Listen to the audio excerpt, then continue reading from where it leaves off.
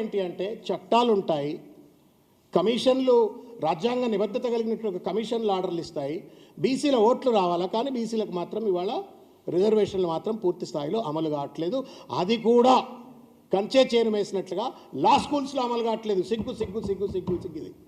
Shame on the part of the democracy, same on the part of the rulers. ఎవడైనా కానివ్వండి, రాజ్యాంగం ఇచ్చినటువంటి ఒక రూల్ని అమలు చేయడానికి ఒకవేళ లా స్కూళ్ళలో కనుక అలసత్వం ఉన్నట్టయితే మరి పాలక వర్గాలు ఏం గడిపికినట్టు?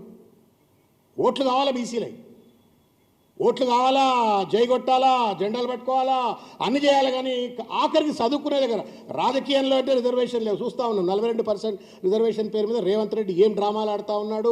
దాన్ని అడ్డుకునేటువంటి ఒక ప్రయత్నం కుట్రపూరితంగా ప్రభుత్వమే ఎట్లా చేస్తూ ఉందో, ఆ లోకల్ బాడీలు రాకుండా ఎట్లా చిల్లర డ్రామాలు ఆడుతుందో ప్రభుత్వం చూస్తూ ఉన్నాం. జాతీయ స్థాయిలో ఉన్న బీజేపీ బిల్లులు పంపి ప్రెసిడెంట్ ఆఫ్ ఇండియా దగ్గర పంపితే వాళ్ళు ఎట్లా అడగదొక్కే ప్రయత్నం చేస్తుందో చూస్తూ ఉన్నాం. But don't you at least facilitate reservations in education to us? ఏం పాపం చేసినాం మీరు? ఏం పాపం చేసిందని చెప్పండి. మీరు బీసీలకు ఉన్న చట్టాన్ని అమలు చేయరు చెప్పండి.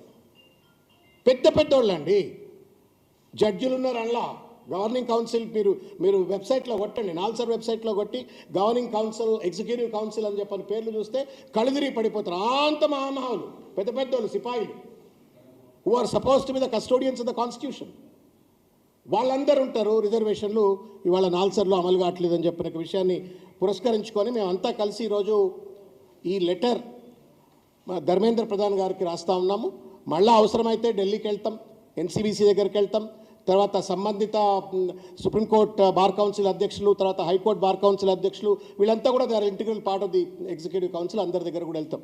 అయితే నేను మీకు చెప్తా, మీకు ఇక్కడ ఎంత అన్యాయమైనటువంటి పద్ధతి పాటిస్తున్నారో ఒక్కసారి నేను మీ దృష్టికి తీసుకొచ్చే ప్రయత్నం చేస్తాను. నాల్సర్లో BA LLB honours out of 132 seats ఉంటే ఆల్ ఇండియా కోటాలో 99 సీట్లు ఉండాలి, 75%. కానీ only 17 seats are reserved for OBCs. ఎంత న్యాయం చెప్పండి? 18% ఇస్తా ఉంది, 27% ఇచ్చే దగ్గర. LLMలో మొత్తం 66 సీట్లుంటే 50 సీట్లు ఉండాలి, 75% ఆల్ ఇండియా కోటా ప్రకారంగా. బట్ కేవలం 10 సీట్లు మాత్రమే ఇస్తూ ఉన్నారు. ఎవరి తాత జాగిరిది? What is your problem? Rule of law పాటించడానికి మీ కష్టం ఏంటి? మీ జేబులలో ఉన్నటువంటి ఒక సొమ్మేమన్నా లాక్కపోతున్నామా? మీ ఆస్తులు లాక్కపోతున్నారా? దేనికి మీరు రూల్ ఆఫ్ లా పాటించరు? We are all govern by the constitution, we are all govern by the rule of law. You have no business to violate one single word of the constitution, one single word of the rule of law. మీరు అంత అద్భుతమైనటువంటి ఒక చట్టాలు ఉన్న తర్వాత ఆ చట్టాలను న్యాయ విద్యను అందించే సంస్థలే పాటించకపోతే ఇంక ఎవరి దగ్గర పోయి చెప్పుకోవాలా? ఏ అరణ్య రోదనే కాదా, ఇది కంచే చేను వేసినట్టు కాదా అని చెప్పని నేను ప్రశ్నిస్తూ ఉన్నాను. దురదృష్టం, చాలా క్లియర్ జడ్జిమెంట్స్ ఉన్నాయి ఈ లెటర్లో, చాలా క్లియర్గా పొందుపరిచినాం. ఇట్స్ వయలేషన్ ఆఫ్ ఆర్టికల్ 15, తర్వాత ఆర్టికల్ 15, ఆర్టికల్ 14, తర్వాత ఇంతకుముందు నేను చెప్పినట్టుగా ఎన్సీబీసీ ఇచ్చిన ఆర్డర్స్ను వయలేట్ చేస్తూ ఉన్నారు. ఈ ఒక్కడే కథతంగం కాదు. NLU ఢిల్లీ, తర్వాత RGNUL Patiala, NLIU Bhopal, RMLNLU Lucknow, CNLU Patna, NLU Orissa, NLU Mumbai, NLU Shimla, NLU Prayagraj, ఏడజుడు గొంతుకు వస్తున్నారండి. నరేంద్ర మోడీ బీసీ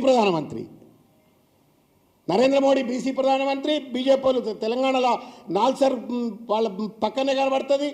పొద్దున్న లేస్తే మేము బీసీ రాజ్యం ఇస్తామంటారు, బీసీ రిజర్వేషన్ అయితే నా బండి సంజయ్ గారు మాట్లాడరు, ఇంకోళ్ళు మాట్లాడరు. ఇక రేవంత్ రెడ్డికి అయితే సోయలేదు, ఆయన చక్కదనం మనకు తెలుసు. Is an education minister.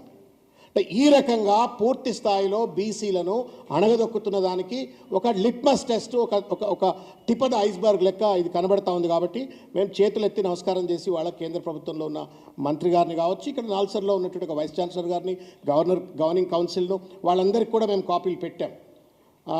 Chief minister గారికి, తర్వాత మినిస్ట్రీ ఆఫ్ సోషల్ జస్టిస్కి, తర్వాత నేషనల్ కమిషన్ ఫర్ బ్యాక్వర్డ్ క్లాసెస్కి, సుప్రీంకోర్టు బార్ కౌన్సిల్ వాళ్లకు, తెలంగాణ బార్ కౌన్సిల్ వాళ్లకు, గవర్నింగ్ కౌన్సిల్ అందరికీ కూడా పెట్టాము. దయచేసి please don't play with our lifes.